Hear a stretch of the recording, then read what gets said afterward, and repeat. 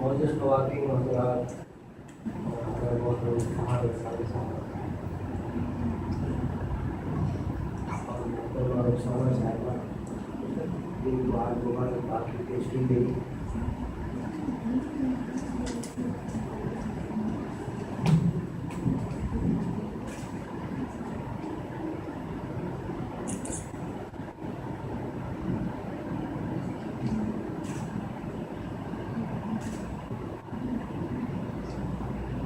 انجمن ترقی اردو پاکستان کا میں بہت شکر گزار ہوں کہ انہوں نے اس خوبصورت تقریب کا اہتمام کیا اور ایسے ایسے خوبصورت مقالے اور مضامین پڑھے گئے کہ میں سوچ رہا تھا کہ ایک انسان کی زندگی میں اگر اس قدر اس کی کاوشوں اور محنتوں کا سلسلہ اس کے سامنے پیش کیا جائے تو یقیناً بہت حوصلہ افزا بات ہے. اور میں سمجھتا ہوں اس کے لیے بہت ضبط اور حوصلے سے سب کو سننا اور اپنے آپ کو پرکھنا اور اپنا محاسبہ کرنے والی بات ہے. تو میں اس کے لیے بہت شکر گزار ہوں.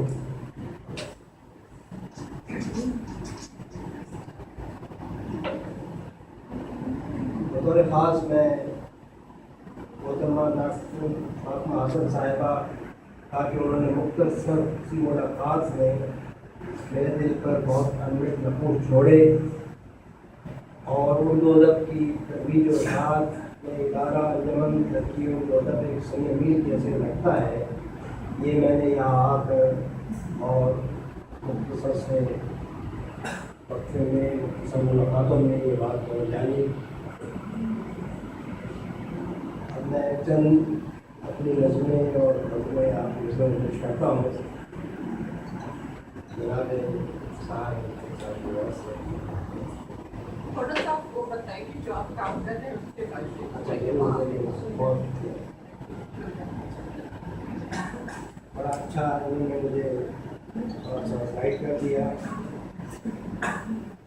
ایک خطے سے شروع کر کے میں تھوڑی سی مختصر سی وضاحت بیان کرتا ہوں. ویسے تو احباب نے بتا دیا ہے. زندگی ہم نے گزاری ہے بڑی شان کے ساتھ, رب ٹوٹا نہیں اپنا کبھی ملتان کے ساتھ. ہم بھی اردو کی محبت میں گرفتار ہوئے اور یہ عشق لے کر بیٹھے ہیں اعلان کے ساتھ. زندگی ہم نے گزاری ہے بڑی شان کے ساتھ, رب ٹوٹا نہیں اپنا کبھی ملتان کے ساتھ. اور ہم بھی اردو کی محبت میں گرفتار ہوئے اور یہ عشق لے کر بیٹھے ہیں اعلان کے ساتھ. تو انجمن ترقی اردو پاکستان کے لیے جو دل میں خاص رغبت اور انسیت ہے اس حوالے سے تو یہ پتہ ہے. میں آپ کو یہ بتاتا چلوں کہ کیونکہ اردو میں نے یہاں پڑھی بطور مضمون اور بطور شعر و شاعری اور ادبی طور طریقے سے جب میں سویڈن پہنچا تو مجھے اس اپنی کمائی کا شدت احساس ہوا کہ میں جیسے آج سا ہو گیا ہوں. جب ایک نئے ملک میں جا کر آپ کو نئی زبان پڑھنا پڑے اور وہی آپ کو اوڑھنا بچھونا ہو جائے تو اس وقت آپ کو اپنی اردو کی قدر و قیمت کا اور بھی زیادہ اندازہ ہوتا ہے. تو پھر میں نے سوچا کہ میں اردو کو اب کہاں اور کیسے استعمال کر پاؤں گا. اس کسک نے اللہ تعالیٰ سے ایک فریاد کی اور کئی راہیں کھل گئیں جس کا آپ اندازہ کر سکتے ہیں کہ وہاں مجھے شروع میں جاب ملا جس کا نام ہے ہوم لینگویج ٹیچر. تو as a home language teacher میں 3 سال کام کیا. وہ بچے جو پاکستان ہندوستان سے آئے ہوئے وہاں پڑھتے ہیں ان کو اردو پڑھانا اور ان کے سبجیکٹ میں ان کو اردو سے تربیت دینا, ان کی مدد کرنا. تو یہ کام بڑا میرے دلچسپ ثابت ہوا. پھر میں نے ایشین اردو سوسائٹی 87 میں شروع کی, جیسے یہ سب بتایا جا چکا ہے. اور پھر منزل کے نام سے ایک بچہ بھی نکالا جو بہت کامیاب رہا, اللہ کا بہت شکر ہے. اور میرے بڑے بھائی صاحب محترم حافظ محمد اقبال حسن نے اس میں میری بڑی مدد کی, کیونکہ اس کی پرنٹنگ بھی ایسے ہی ہوتی تھی جیسے لندن سے پرواز نام سے پرچہ بنتا ہے جو ڈاکٹر معراج جامی صاحب اس کی مدد کرتے ہیں تیاری میں. تو اس طرح اس کی ترویج و اشاعت کے سلسلے میں وہ پرچہ کافی ملکوں تک جاتا رہا اور ہم نے سویڈن میں مشاعرے شروع کیے. اور آپ یقین کریں گے کہ جب سویڈن کے سامعین نے شعر و شاعری سے اپنی وابستگی کا اظہار کیا، اس وقت جو شعراء اسٹیج پہ آتے تھے تو داد دینے کے انداز کو لوگ نہیں جانا کرتے تھے. تو ہم نے اپنے اپنے لوگوں کو درمیان میں بٹھایا تاکہ پر وقت اچھے اچھے شعروں پر داد کے ڈوگے برسائیں تاکہ لوگ اس پر متوجہ ہوں اور سمجھے کہ واقعی اب وقت آ گیا، میں داد ہوں اب میں کام ہوں. تو ایسا ہوا اور یہ آبیاری یوں کی گئی کہ آج کل بہت مشاعرے ہوتے ہیں ماشاء اللہ بڑے بھرپور انداز میں. محترم ضمیر جعفری صاحب پاکستان سے تشریف لائے، امجد صاحب اور بہت سارے شعراء، انور شعور، انور مسعود صاحب بھی آئے. تو مشاعرے بڑے کامیاب ہوئے اور اب تو ایک دور چل نکلا ہے دیکھیے آپ سے 10-15 سال پیچھے کہ امریکہ اور اسکینڈینیویا اور یورپ میں مشاعرے تمام سے ہوتے ہیں اور لوگ اس کو خاص انداز میں سنتے ہیں. اور میں سمجھتا ہوں جیسے ڈاکٹر صاحب اس بارے میں ذرا بہتر بتا رہیں گے کہ ایک بڑا موضوع چلا تھا کہ کیا مشاعرے اردو ادب کی ترویج و اشاعت کا حصہ ہیں. اس کے بعد سوال اشاعت. تو اب آپ دیکھیے کہ اس سے یقیناً ہمیں نئے لفظ سننے، نئے نئے خیالات بننے کا موقع ملتا ہے اور اس سے ہمارے ذہنی اختراع اور تجربات کو یقیناً ہوتی ہے. تو مشاعروں کا ایک خاص عمل دخل تو ہماری زندگی میں یا اردو ادب اس میں ضرور ہے. تو اگر اجازت ہو تو میں وہی اپنے پرانے مشقیں مشاعرے کر جاتا ہوں.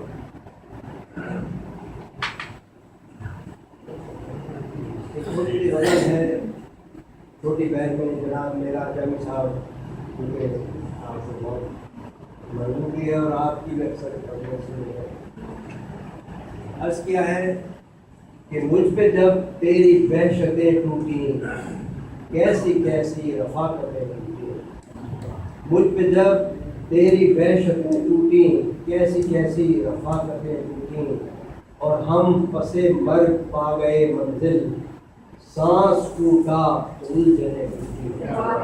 ہم پسے مرگ پا گئے منزل سانس ٹوٹا تو الجھنیں ٹوٹیں اور آپ کی بات مان لی ورنہ حشر ٹوٹا نہ رحمتیں ٹوٹیں.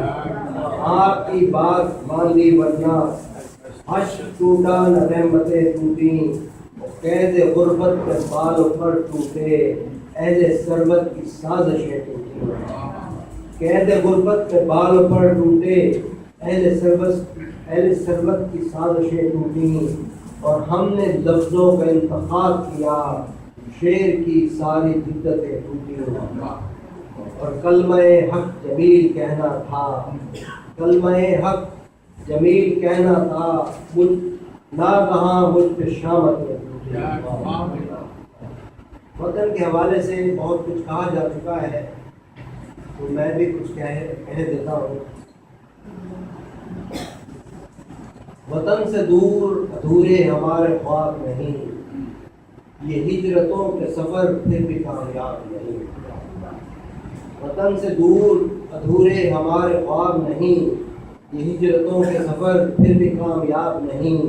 اور جو سر جھکا کے چلا دیر تک سلامت تھا اور جو سر اٹھا کے چلا ہے وہی حباب نہیں.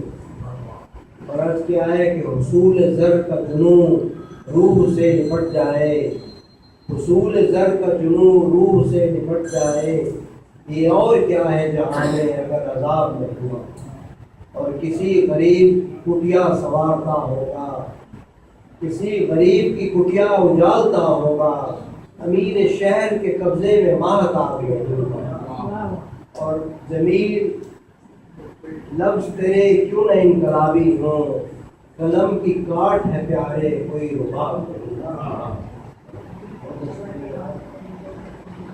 جی اب میں مقدمہ خان صاحب اپنی خوبصورت فرمائش کو پیش نظر رکھتے ہوئے ایک غزل کا مسئلہ بڑا مشہور ہوا تھا تو کچھ کی لیتا ہوں. ہوا کے ہاتھ پرندوں کے پر نہیں آتے، ہوا کے ہاتھ پرندوں کے پر نہیں آتے، نکل گئے جو وطن سے وہ گھر نہیں آتے، اور یہاں پہ دھوپ سے چھاؤں گلے نہیں ملتی، یہ راہ زیست ہے اس میں شجر نہیں آتے، یہاں پہ دھوپ سے چھاؤں گلے نہیں ملتی، یہ راہ زیست ہے اس میں شجر نہیں آتے، اور گھرا ہوا ہے ہر ایک شخص الجھنوں میں مگر کسی بھی چہرے پہ دھبے نظر نہیں آتے، اور جہاں پہ امن کے تائی صلیب لے کے چلیں وہاں پہ خون کے چھینٹے نظر نہیں آتے.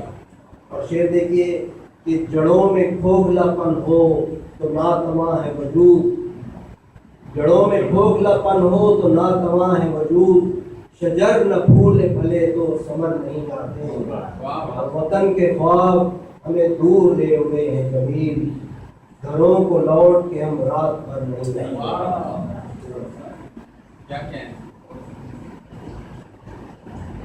اسی اظہار کے تحت چند شعر اور ایک تیرے قرب میں رہنا میری تقدیر میں ہو، ایک تیرے قرب میں رہنا میری تقدیر میں ہو، پھر ستم کوئی بھی سہنا میری تقدیر میں ہو، اور میں خوشی بن کے چھلک جاؤں تیری آنکھوں سے، تیرے رخسار پہ پہنا میری تقدیر میں ہو، میں خوشی بن کے چھلک جاؤں تیری آنکھوں سے، تیرے رخسار پہ پہنا میری تقدیر میں ہو، اور میرے لہجے کو میری رمز کو بس سمجھے تو کہے بات جو کہنا میری تقدیر میں ہو، اور تجھ سے بچھڑوں تو میرے ضبط کا چارہ بھی نہ ہو، پھر بھی اس کرب کا سہنا میری تقدیر میں ہو، تجھ سے بچھڑوں تو میرے کرب کا چارہ بھی نہ ہو، پھر بھی تجھ سے بچھڑوں تو میرے ضبط کا چارہ بھی نہ ہو، پھر بھی اس کرب کا سہنا، اور جان کو چھو نہ سکوں پھر بھی تمنا ہے جمیل، چاند کے سائے میں رہنا میری تقدیر میں ہو. اب آپ کی خدمت عالیہ میں ایک آدھ نظم سنائے دیتا ہوں. مجھے معلوم نہیں مجھے کتنا ٹائم دیا گیا ہے، لیکن یہ تقریب جو میرا بات کی ہے یقیناً اس حوالے سے نہایت گوار ہے کہ اتنے اچھے مضامین کے بعد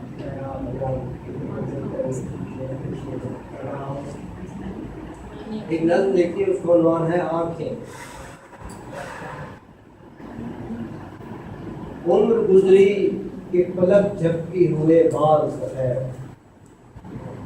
عمر گزری کہ پلک جھپکی ہوئے بال سفید، عمر بھر کیوں نہ کسی آنکھ سے آنسو پوچھے، عمر بھر جیتے رہے اپنے لیے، تم نے دو آنکھوں سے دنیا دیکھی اور دنیا میں سسکتے ہوئے ہم جنس بھی تھے، تم نے کانوں سے نصیحت کرے اقوال سنے، پھر بھی احساس گریزاں تھا عمل کرنے سے، اب جو ممکن ہو تو اتنا کرنا، موت سے پہلے یہ اعضا آنکھیں مستحق شخص کو خیرات میں دے کر جانا.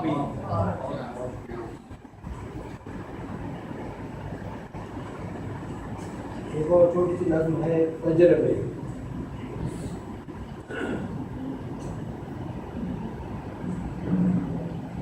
چلو کہیں ہم بھی حرف آخر کہ زندگی کی بساط کیا ہے، کہ رشتے ناتوں میں ربط کیا ہے، چلو بتائیں تمہیں یہ عقدہ کہ مصلحت کے بغیر جینا، منافقت کے بغیر جینا، سیاستوں کے بغیر جینا بہت کٹھن ہے، بہت کٹھن ہے. وفا فقط ایک لفظ انکا جو فطرتوں سے نفی ہوا ہے، محبتوں کا جواز ہو تو شروع سے دل کا اثر بھی ہوگا، یہی ہے رمز جنوں ابھی تک، یہی وجہ ہے ضرورتوں کی، یہی وتیرہ ہے دوستوں کا، یہی طریقت ہے آدمی کی۔ میں دوسروں سے جو مانگتا ہوں میں خود انہیں بخشتا نہیں ہوں۔ مجھے ضرورت ہے دوستی کی، خلوص کارانہ زندگی کی۔ مجھے ہے اذن وفا کی چاہت، مجھے ہے درکار سب کی الفت۔ مگر میں کیا بانٹتا ہوں سب کو، یہی محبت یہی عبادت۔ کیا کہنے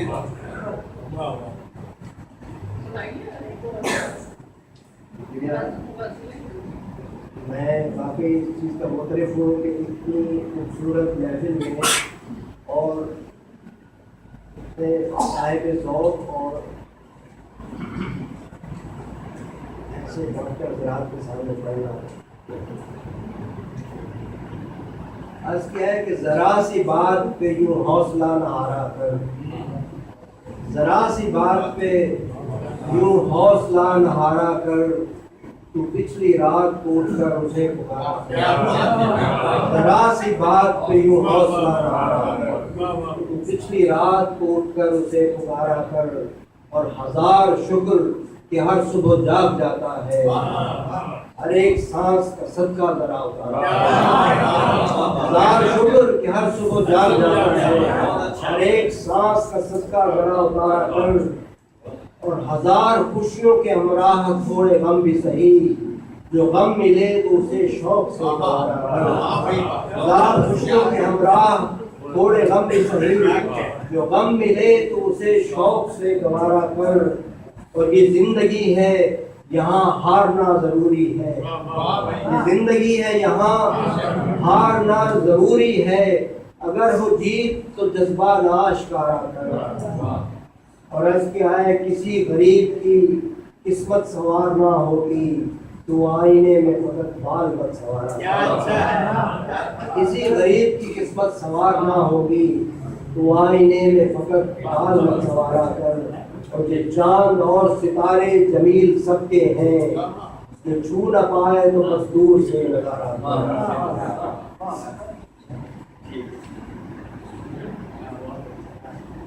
سامعین، غزل کے حوالے سے ایک نظم جلدی سے پڑھ دیتا ہوں، کیونکہ یہ اس کا عنوان ہے دعائیں مانگو، یہ آپ سے درخواست بھی ہے کہ دعائیں مانگو کہ میرے بےتاب مضطرب دل کو چین آئے۔ یقین دلاؤ کہ میرے ساتھی وطن کے باسی امان میں ہیں، انہیں میسر ہے زندگی کی تمام خوشیاں، وہ امن پرور فضا میں آسودگی کے سائے میں جی رہے ہیں۔ کوئی بھی تلوار ان کے سر پر نہیں لٹکتی، ندائے حق اب گلے میں ان کے نہیں لٹکتی، تنازع رنگ و نسل اب پھر نہیں ابھرتا، جو بچہ باہر گلی میں کھیلے تو ماں کا سینہ نہیں دھڑکتا، کہیں بھی نانے جمی پہ کی خاطر نہیں تفاوت، کہیں بھی گلیوں میں دندناتی نہیں ہے وحشت، خوب یکساں ہر ایک شہری کو مل رہے ہیں، جو ہو چکے تار تار داواں وہ سل رہے ہیں۔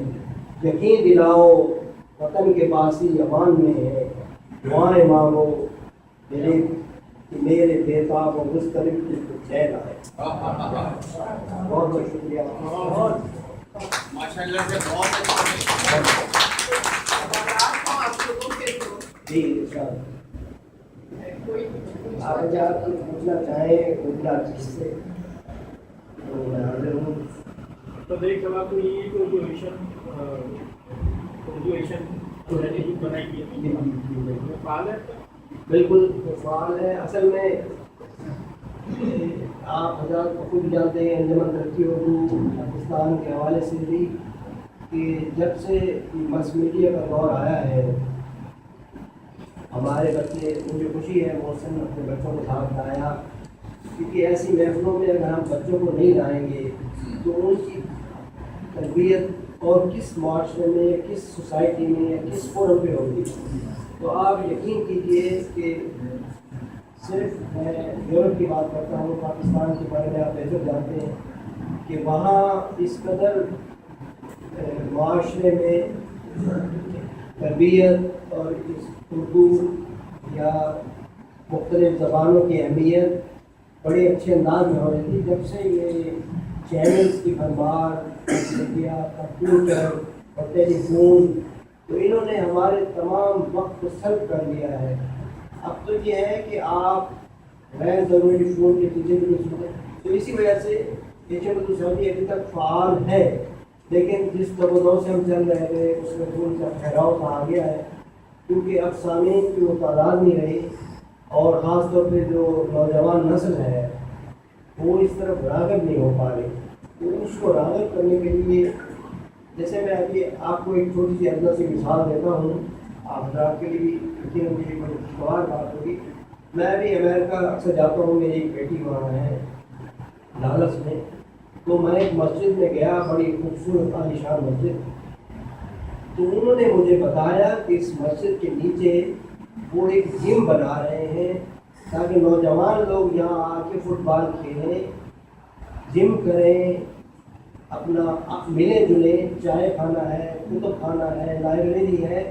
جب بھی اذان ہوگی وہ مل کے نماز بھی پڑھ لیں گے, اور دنیاوی جو ایسی پاک قسم کی چیزیں ہیں یا مشورے ہیں یا مصروفیات ہیں ان سے وہ منسلک رہیں گے.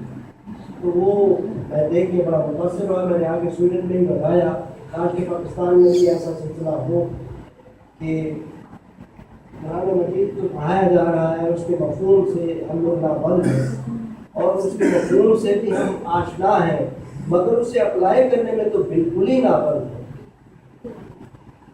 مجھے یہاں کہنا تو نہیں چاہیے. دیکھیے کراچی شہر کی فضاؤں میں جب میں چلتا ہوں اور دیکھتا ہوں, اور پھر یورپ میں دیکھتا ہوں صفائی ستھرائی کا معیار, تو میں کہتا ہوں اب طہور و شطر الایمان تو یہاں پڑھا ہے, جگہ جگہ لکھا ہونا چاہیے, اور عملی طور کا یہ اس کا مظاہرہ ہونا چاہیے, لیکن ایسا نہیں ہے.